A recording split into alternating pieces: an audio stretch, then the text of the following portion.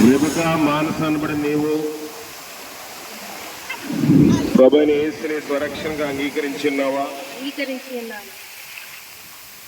ఈ యొక్క బాప్తిసము ఎవరు ఒత్తిడి వల్ల కాక, సంఘము, కుటుంబము, పాస్టర్ గారు ఒత్తిడి వల్ల కాక నీ అంతటి తీసుకుంటున్నావా?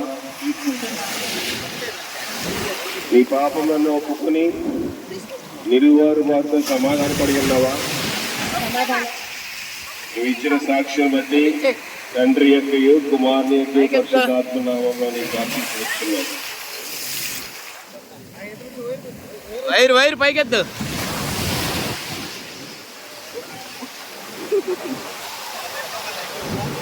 ఇంకా లోపలికి వెళ్ళాలా?